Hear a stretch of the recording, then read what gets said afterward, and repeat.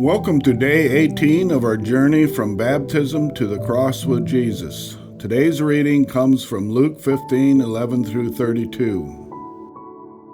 Jesus continued, "There was a man who had 2 sons. The younger one said to his father, 'Father, give me my share of the estate.' So he divided his property between them.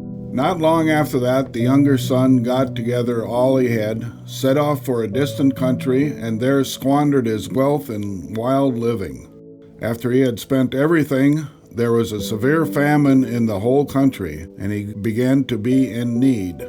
So he went and hired himself out to a citizen of that country, who sent him to his fields to feed pigs. He longed to fill his stomach with the pods that the pigs were eating, but no one gave him anything.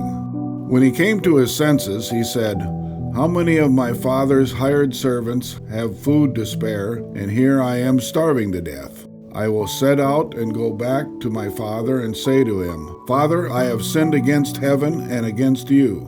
I am no longer worthy to be called your son. Make me like the one you hired servants.' So he got up and went to his father. But while he was still a long way off, his father saw him and was filled with compassion for him. He ran to his son, threw his arms around him, and kissed him. The son said to him, 'Father, I have sinned against heaven and against you. I am no longer worthy to be called your son.' But the father said to his servants, 'Quick, bring the best robe and put it on him. Put a ring on his finger and sandals on his feet. Bring the fattened calf and kill it. Let's have a feast and celebrate. For this son of mine was dead and is alive again. He was lost and is found.' So they began to celebrate. Meanwhile, the older son was in the field.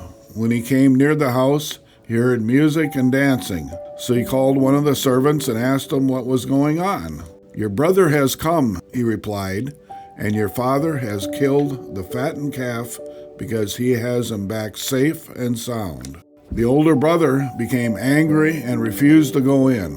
So his father went out and pleaded with him. But he answered his father, 'Look, all these years I've been slaving for you and never disobeyed your orders. Yet you never gave me even a young goat so I could celebrate with my friends. But when this son of yours, who has squandered your property with prostitutes, comes home, you kill the fattened calf for him.' 'My son,' the father said, 'you are always with me, and everything I have is yours. But we have had to celebrate and be glad, because this brother of yours was dead and is alive again. He was lost and is found.'" This is the story many of us know as the prodigal son.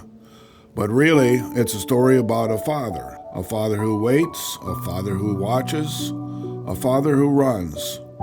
The son makes mistakes, big ones. He walks away, he wastes everything, and when he finally comes back, he expects shame, anger, and disappointment. Instead, he is met with open arms. That's the picture Jesus gives us of God. A God who doesn't stand at his distance with crossed arms, a God who runs toward us when we turn back. And if we're honest, sometimes we are the son who wanders, and sometimes we are the older brother standing back and wondering why grace is given so freely. This story reminds us that no matter where we find ourselves in it, God's love is bigger. Let this guide you today. Where do you see yourself in this story? And can you trust that God is already running towards you?